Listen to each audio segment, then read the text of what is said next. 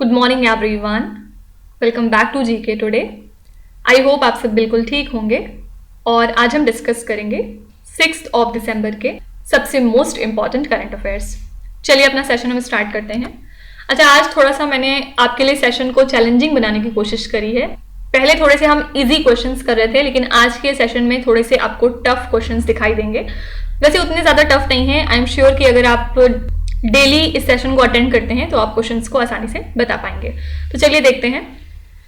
First है codex alimentarius commission that was recently in news was established by which of these two organizations। ये जो commission है इसको कौन सी दो ऑर्गेनाइजेशन है जिन्होंने मिलकर फॉर्म किया है। इस कमीशन की बात करें तो ये एक इंटर गवर्नमेंटल बॉडी है जो कि डेवलप करती है फूड स्टैंडर्ड्स को, गाइडलाइंस को और कोड ऑफ प्रैक्टिसेस को। ठीक है, इस कमीशन को स्टैब्लिश किया गया था 1963 में। किसने स्टैब्लिश किया था? तो दो ऑर्गेनाइजेशंस ने, food and agriculture organisation and world health organisation. इसके हेडक्वार्टर्स की बात करेंगे तो इसका हेडक्वार्टर्स है रोम, इटली में। किस वजह से आजकल चर्चे में है? क्योंकि इंडिया का जो प्रपोजल था at this commissions meeting standards for millets के लिए, उसमें डिफरेंट पैरामीटर्स को कवर किया गया। लाइक मॉइस्चर कंटेंट कितना होना चाहिए मिलेट्स में, उसकी क्वालिटी के ऊपर बात की गई थी। ये हाल ही में यूनानिमस तरीके से एंडोर्स कर लिया गया इस मीटिंग में। और इस स्टैंडर्ड में टोटल 15 वेराइटीज कवर होती हैं और इसकी हेल्प से मिलेट्स को प्रमोट किया जाएगा ग्लोबल लेवल पे फॉर फूड मार्केट्स। तो इस कमीशन ने इंडिया के इस स्पेसिफिकेशन को काफ़ी ज़्यादा प्रेज किया है। और इसके अलावा हम ये भी जानते हैं कि इंटरनेशनल ईयर ऑफ मिलेट्स कौन सा साल था? 2023। किस लिए? मिलेट्स के प्रोडक्शन को बूस्ट करने के लिए और इसके कंजम्पशन को भी। ठीक है, तो इसी वजह से ये जो कमीशन है ये चर्चे में था, क्योंकि यहाँ पे इंडिया के स्टैंडर्ड्स फॉर मिलेट्स को एक्सेप्ट कर लिया गया है। याद रखिएगा कौन सी दो बॉडीज ने इसको फॉर्म किया था, FAO एंड WHO ने। सेकेंड क्वेश्चन है what was the theme of world AIDS day 2023। इस साल के वर्ल्ड एड्स डे के लिए थीम क्या रखी गई? सबसे पहले वर्ल्ड एड्स डे हम कब मनाते हैं? 1 दिसंबर को हर साल। और इस साल के लिए हमने थीम रखी लेट कम्युनिटीज लीड। इस थीम की हेल्प से हमने हाईलाइट किया कम्युनिटीज की इंपॉर्टेंस को इन द HIV रिस्पॉन्स और किस तरह से हमारा गोल है कि हम एड्स को खत्म करें बाय द एंड ऑफ 2030। तो वर्ल्ड एड्स डे एक इंटरनेशनल इवेंट होता है जिसमें कि हम अवेयरनेस क्रिएट करते हैं एड्स पैंडेमिक को लेके। साथ ही ऐसे लोग जिनकी डेथ हो गई एड्स की वजह से, उनको हम ट्रिब्यूट पे करते हैं। साथ ही किस तरह से इसके ट्रीटमेंट का एक्सेस लोगों तक पहुंचाना है और प्रिवेंशन सर्विसेज हमें क्या क्या रखनी चाहिए, वो सारी बातें इसमें करते हैं। तो दो बातें याद रखिएगा, वर्ल्ड एड्स डे हम कब मनाते हैं? 1 दिसंबर को। और इस साल के लिए हमने थीम रखी है लेट कम्युनिटीज लीड। ओके। अच्छा, आजकल आपने देखा होगा कि व्हाइट लंग सिंड्रोम काफ़ी ज़्यादा न्यूज़ में है। अगर आपसे पूछा जाए कि व्हाइट लंग सिंड्रोम का कॉजेटिव एजेंट क्या होता है, मतलब वायरस, बैक्टीरिया, प्रोटोजोआ या फिर फंजाई, तो यहाँ पे करेक्ट आंसर हो जाएगा बैक्टीरिया। ठीक है, तो बहुत सारे नेशंस में हमें ये जो बैक्टीरियल लंग इन्फेक्शन है इसका आउटब्रेक देखने को मिला, बच्चों के अंदर स्पेशली। और ये ऐसी बीमारी है जिसमें एंटीबायोटिक्स भी काम बिल्कुल नहीं कर रही हैं। तो चाइना में लगातार इसके जो केसेस हैं वो बढ़ते जा रहे हैं। और न सिर्फ चाइना में बल्कि US, नीदरलैंड्स, डेनमार्क वगैरह में भी इसके केसेस हमें बहुत ही तेजी से बढ़ते हुए देखने को मिल रहे हैं। तो व्हाइट लंग सिंड्रोम किस वजह से कॉज होता है? तो याद रखिएगा ये बैक्टीरियल इन्फेक्शन है। नेक्स्ट क्वेश्चन पे चलेंगे। अब ये क्वेश्चन थोड़ा सा टफ रखा गया है क्योंकि आपको स्टेटमेंट एनालाइज करना होगा। तो ये इसलिए किया जा रहा है आज ताकि जो आपकी सोचने समझने की एबिलिटी है वो थोड़ा सा और इम्प्रूव हो सके। बाकी वन लाइनर तो फिर आप आसानी से टैकल कर ही लेंगे। Which of the following is not a correct statement about Leothithas Pandithar whose statue was unveiled recently in Chennai? इनकी जो स्टैचू है हाल ही में चेन्नई में अनवील की गई है। आपको बताना है कि इसमें से कौन सा स्टेटमेंट है जो सही नहीं है। क्वेश्चन ध्यान से पढ़िएगा, सही नहीं है। फर्स्ट है ही फाउंडेड द्रविड़ा महाजन सभा इन 1891। तो ये बात बिल्कुल सही है, इन्होंने द्रविड़ महाजन सभा को फॉर्म किया था 1891 में। सेकेंड है he launched a magazine Dravida Pandian. Yes, ये इनकी मैगजीन है। थर्ड है ही वॉज अ वैद्या आयुर्वेदिक प्रैक्टिशनर। ये वाला स्टेटमेंट गलत हो जाएगा। ठीक है, इनके बारे में थोड़ा जान लेते हैं। देखिए, तमिलनाडु के जो चीफ मिनिस्टर हैं MK स्टैलिन, इन्होंने इनकी स्टैचू को हाल ही में अनवील किया चेन्नई में। कब? इसी मंथ में, दिसंबर 2023 में। और इसको बनवाया गया है 2.49 करोड़ रुपीस की लागत के साथ। इसी के साथ इनका जन्म हुआ था 1845 में, कहाँ पे, मद्रास में।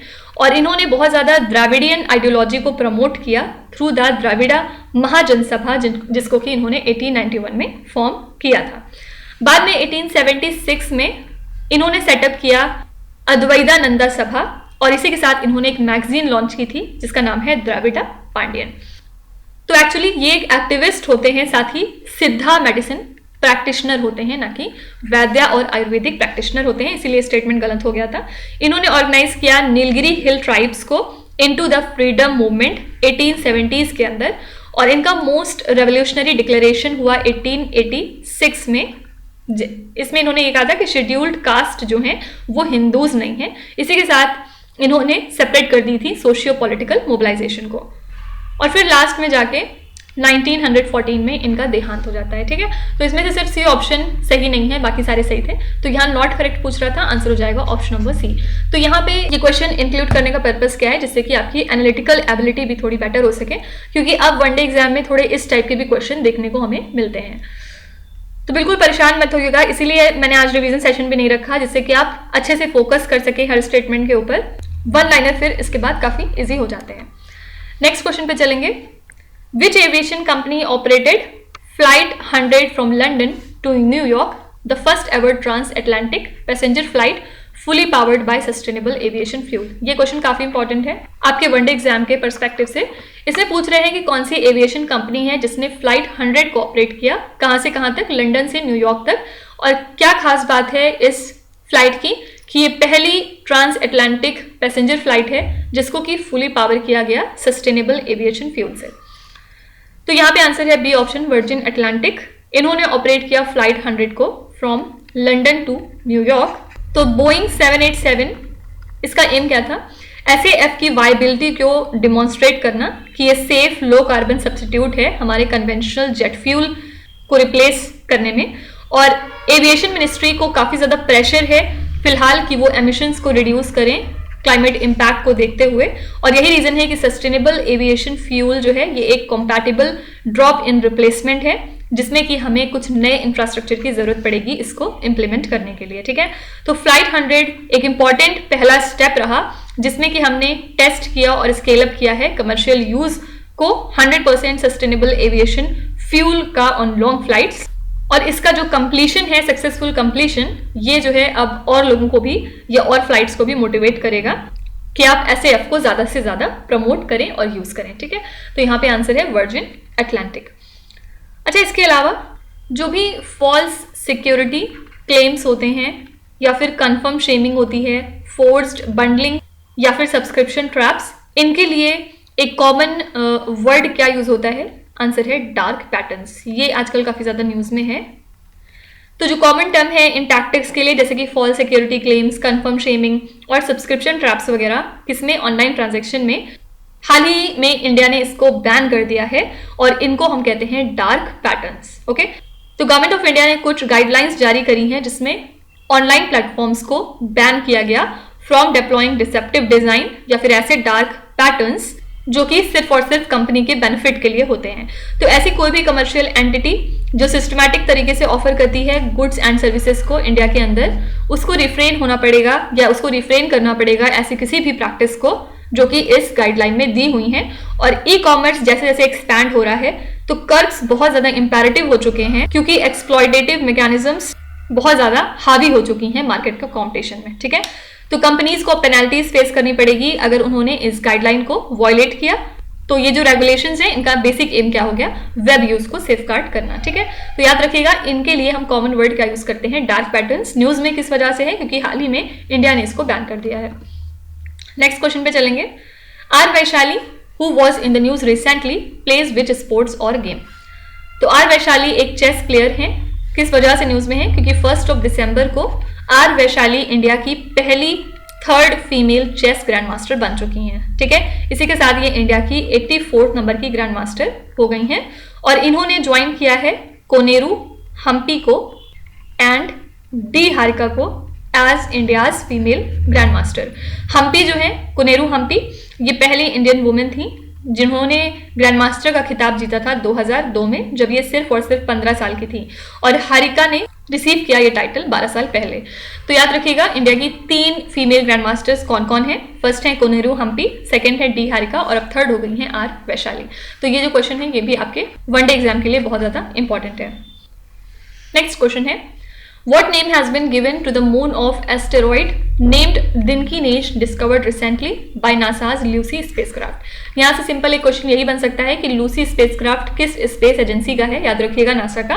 तो यहाँ पे पूछ रहे हैं क्या पर्टिकुलर नाम दिया गया दिनकीनेश नाम के एस्टेरॉइड के मून को, जिसको हाल ही में नासा के लूसी स्पेसक्राफ्ट ने डिस्कवर किया है।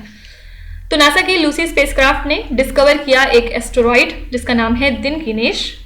इसके अंदर एक मून मौजूद है जिसका नाम है सेलम, डी ऑप्शन, ठीक है। तो इंटरनेशनल एस्ट्रोनॉमिकल यूनियन ने इस नाम को अप्रूव कर दिया और इसका मतलब है पीस एथियोपिया की लैंग्वेज में, ठीक है। ये जो दोनों नाम है दिनकीनेश और सेलम, ये 2 फेमस होमिनाइड फॉसिल्स हैं जिनको डिस्कवर किया गया एथियोपिया में। और दिनकीनेश एक एथियोपियन नेम है for the 3.18 million year old Lucy fossil, जो कि लूसी मिशन ने ही डिस्कवर किया था। और सेलम 3 साल की एक बच्ची का फॉसिल है जिसको कि पाया गया था 2000 में डिक्का के अंदर, ओके। तो इसीलिए इनका नाम सेलम और दिनकीनेश रखा गया। याद रखिएगा यहाँ पे आंसर है option number D, that is Salem. Next question है, पंचामृत प्लेज इज रिलेटेड टू। ये जो प्लेज है किस चीज से रिलेटेड है? तो यहाँ पे आंसर है combating climate change, that is option number C. Actually India का एम क्या है? 500 gigawatt non fossil energy capacity achieve करना by the end of 2030 under this Panchamrit pledge, जिसको हमने COP26 के दौरान लिया था, ठीक है। तो इंडिया की जो एनर्जी रिक्वायरमेंट्स है उसका आधा हिस्सा यानी 50% आता है रिन्यूएबल एनर्जी से अब, और इसी के साथ हमने कार्बन एमिशन को काफी हद तक रिड्यूस किया है। जो कार्बन एमिशन इंटेंसिटी है ऑफ GDP वो हो चुकी है 45%, अगर हम इसको 2005 के लेवल्स के साथ कंपेयर करें तो ये जो टारगेट है इसमें हमने ये भी बात करी है कि इंडिया का कमिटमेंट है क्लाइमेट क्राइसिस को टैकल करना through clean energy even as a developing economy, क्योंकि हम ऑल्दो डेवलपिंग इकोनॉमी है लेकिन फिर भी हमने अपना ये टारगेट बनाया हुआ है। और COP28 के दौरान इंडिया ने अपने प्लान्स को ट्रिपल किया कि रिन्यूएबल एनर्जी कैपेसिटी हम ट्रिपल बेसिस पे अचीव करेंगे बाय द एंड ऑफ 2030। और किसके साथ कोलैबोरेट करके? तो UAE जैसे नेशंस के साथ कोलैबोरेट करके, ठीक है। तो PM मोदी ने प्रेजेंट किया पंच अमृत यानी कि 5 nectar elements, 5 time bound climate pledges, जिसमें क्या क्या था? पहला था कि हमें 500 गीगावाट तक रीच करना है नॉन फॉसिल एनर्जी कैपेसिटी का बाय द एंड ऑफ 2030। फिर सेकेंड इन्होंने रखा कि 50% ऑफ इंडियाज एनर्जी रिक्वायरमेंट आएंगी from the renewable energy sources bye the end of 2030।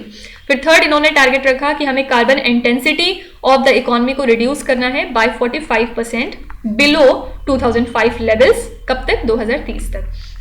फिर चौथा इनका एम क्या था कि टोटल प्रोजेक्टेड कार्बन एमिशन को हमें रिड्यूस करना है बाय 1 बिलियन टन्स, कब तक? 2030 तक। और इसी के साथ पांचवा टारगेट था हमारा कि हमें नेट जीरो एमिशन टारगेट को अचीव करना है bye the end of 2070।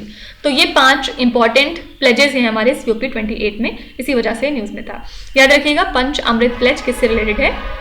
Climate change को टैकल करने के लिए। नेक्स्ट क्वेश्चन है, प्रधानमंत्री गरीब Kalyan Anna Yojana has been extended till which year recently. तो गवर्नमेंट ने 5 साल का एक्सटेंशन दे दिया है प्रधानमंत्री गरीब कल्याण अन्न योजना को। ये एक तरह की flagship free food grain scheme है पुअर लोगों के लिए, और दिसंबर 2023 के बाद फिर से इसको एक्सटेंड कर दिया गया है। पहले इसको लॉन्च किया गया था 2020 में रिलीफ प्रोवाइड करने के लिए ड्यूरिंग द कोविड-19 क्राइसिस, और इसके अंदर में 5 किलो तक का फ्री राशन मंथली बेसिस पे दिया जाता है 800 मिलियन बेनिफिशरीज को, जो कि कवर होते हैं under the national food security act. तो ये जो स्कीम है फर्दर अब 2028 तक कंटिन्यू की जाएगी, और इसके लिए खर्चा कितना एस्टिमेट किया जा रहा है? 1.18 लाख करोड़ एनुअल बेसिस पे, ठीक है। तो यहाँ पे आंसर हो जाएगा 2028। इसको फर्दर 2028 तक के लिए कंटिन्यू करने की बात कर दी गई है। अच्छा, इसके अलावा फिलीपींस कोस्ट गार्ड ने हाल ही में इनॉग्रेट किया है अपना एक मॉनिटरिंग बेस, कहाँ पे? साउथ चाइना सी में। किस लिए? ताकि जो चाइना की असर्टिवनेस है उसको ट्रैक किया जा सके इन द डिस्प्यूटेड वाटरवे। तो चाइना और फिलीपीन की शिप्स जो है वो हाल ही में टकरा गई थी, बहुत माइनर कोलिजन था लेकिन फिर भी ये टकराई थी नियर सेकेंड थॉमस शोल, जो कि ऑक्यूपाइड है बाय फिलीपीन ट्रूप्स। और ऐसे इंसिडेंट्स की वजह से हमें एक बड़ा कन्फ्लिक्ट देखने को मिल सकता है जिसमें कि यूएस भी इन्वॉल्व रहेगा, क्योंकि यूएस ऑब्वियसली फिलीपींस को डिफेंड करता है मिलिट्री बेसिस पे, और चाइना जो है वो भी पीछे होने वालों में से नहीं। तो यहाँ पे हमें एक बड़ी कन्फ्लिक्ट भी देखने को मिल सकती है। तो अगर आपसे पूछा जाए कि सेकेंड थॉमस शोल जो आजकल चर्चे में था, जहां पे ये कोलिजन हुआ था, ये कौन सी सी में लाई करता है, तो आंसर है साउथ चाइना सी। नेक्स्ट क्वेश्चन है, Subansiri lower hydroelectric project which is the biggest hydroelectric project undertaken in India so far lies in which Indian state. Subansiri lower hydroelectric project जो कि सबसे बड़ा हाइड्रोइलेक्ट्रिक प्रोजेक्ट है इंडिया के अंदर, ये कौन से स्टेट में लाई करता है, तो आंसर है यहाँ पे अरुणाचल प्रदेश। किस वजह से न्यूज में है, क्योंकि इंडिया आजकल एम कर रहा है कि वो अपनी क्लीन एनर्जी कैपेबिलिटीज को एक्सटेंड कर सके by proposing 13 new hydroelectric project Arunachal Pradesh के अंदर, जिसकी हेल्प से 13,000 मेगावाट्स तक कंट्रीब्यूट होगा नेशनल ग्रिड में। और स्टेट गवर्नमेंट ने इसके लिए बहुत सारे मेमोरेंडम ऑफ अंडरस्टैंडिंग्स साइन किए हैं with central public sector undertakings to construct these ventures, जिसमें कि इन्वेस्टमेंट हमें चाहिए होगा 1.4 लाख करोड़ रुपीस तक का। और इसी के साथ ये सपोर्ट करेगा इंडिया के गोल को कि किस तरह से आप बेहतर तरीके से यूटिलाइज कर सकते हैं हाइड्रो पावर पोटेंशियल को, क्योंकि फिलहाल ये कितने पे है, 35% ऑफ कैपेसिटी। ठीक है, तो 2000 मेगावाट का ये जो सुबनसिरी डैम है, ये लार्जेस्ट हाइड्रोइलेक्ट्रिक प्रोजेक्ट है जो कि इंडिया के अंदर अंडरवे हो रहा है। ये बूस्ट करेगा अरुणाचल प्रदेश को अपने environmental friendly run of river model के साथ, जिससे कि डाउनस्ट्रीम रिवर फ्लो मेंटेन रहेगा। ठीक है, तो याद रखिएगा यहाँ पे आंसर है अरुणाचल प्रदेश। अच्छा, प्रेजेंट में अगर बात करें एट प्रेजेंट, तो हाइड्रो पावर कितने फ्रैक्शन ऑफ इंडियाज एनर्जी को प्रोड्यूस करते हैं, तो हाइड्रो पावर करेंटली प्रोड्यूस करते हैं इंडिया के 18% ऑफ एनर्जी मिक्स को। और एक्सपर्ट्स ने एस्टिमेट किया है कि कंट्री का टोटल हाइड्रोइलेक्ट्रिक पोटेंशियल है 145 गीगावाट्स, जिसमें से अब तक सिर्फ 25% ही या 29% ही यूटिलाइज हो रहा है। तो unlike coal power, hydro power जो हैं उनकी हेल्प से फ्लेक्सिबल जनरेशन हमें ऑफर होती है, क्योंकि यूनिट्स आसानी से एडजस्ट कर सकते हैं आउटपुट को to match the demand fluctuation. और इस एबिलिटी की वजह से ये बहुत ज़्यादा सूटेड माना जाता है to balance the intermittency of renewables, जैसे कि सोलर एंड विंड। ठीक है, तो अगर आपसे पूछा जाए कि प्रेजेंट में 2023 तक हाइड्रो पावर कितने % ऑफ इंडियाज एनर्जी प्रोड्यूस करता है, तो आंसर है सिर्फ 11%।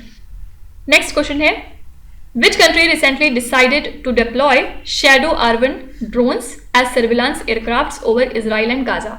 कौन सी कंट्री है जिसने डिसाइड किया है कि वो डिप्लॉय करेंगे शैडो R1 ड्रोन्स को एज द सर्विलांस एयरक्राफ्ट, कहाँ पे, इजराइल और गाजा के ऊपर।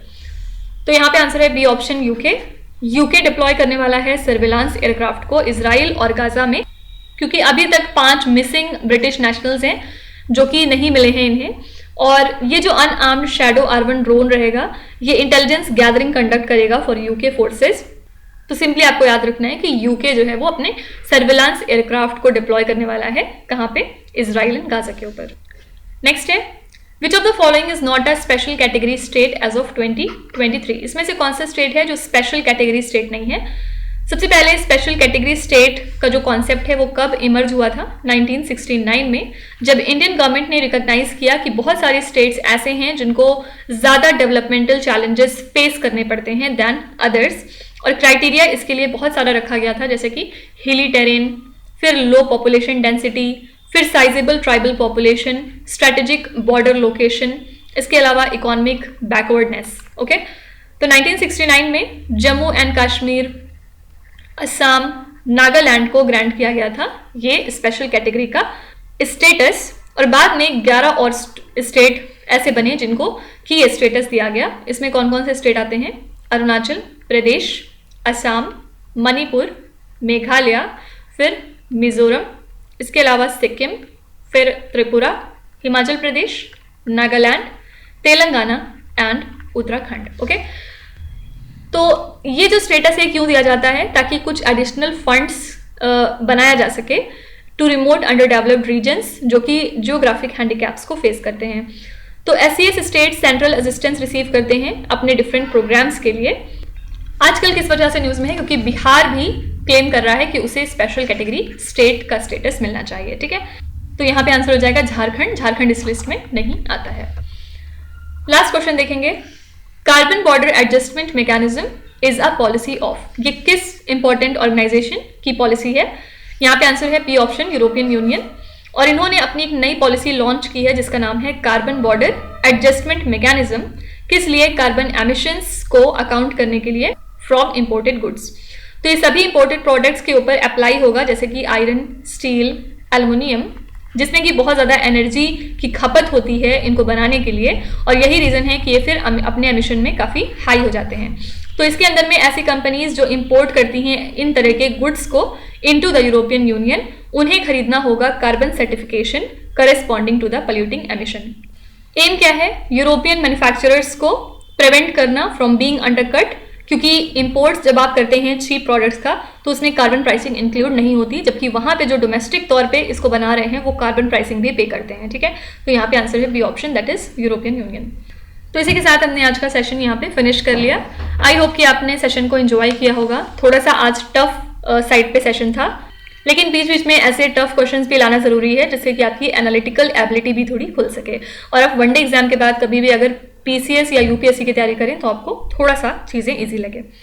तो चलिए फिर आपकी क्विज पे चलेंगे, जहाँ पे स्क्रीन पे आपको 5 क्वेश्चंस दिखाई दे रहे होंगे। ये क्वेश्चंस ऑलरेडी आप पीछे कहीं ना कहीं डिस्कस कर चुके हैं, तो यहाँ पे अब वीडियो को आपको पॉज करना है, हर क्वेश्चन को ध्यान से पढ़ना है, और इसमें से आपको जितने भी आते हैं आप उनका जवाब कमेंट्स में मेंशन कर सकते हैं, और जो नहीं आते उसके लिए परेशान होने की ज़रूरत नहीं है। विद टाइम डेफिनेटली आपका स्कोर इंप्रूव करेगा, बस आपको कंसिस्टेंट और परसिस्टेंट रहने की ज़रूरत है। So that's it for today. I hope you have like the session. आज का सेशन आपको कैसा लगा आप ज़रूर बताइएगा कॉमेंट्स में। साथ ही साथ आपका कोई भी रिव्यू है, फीडबैक है या फिर सजेशन है तो वो भी आप हमें बता सकते हैं। हमें जानकर खुशी होगी और हम पूरी कोशिश करेंगे उसको इम्प्लीमेंट करने की। तो कल फिर मिलेंगे सेम टाइम सेम जगह, कल के करंट अफेयर्स के साथ। Till then stay tuned. Thank you so much for watching and please do not forget to subscribe to GK today. With this Meenu Sadhna signing of.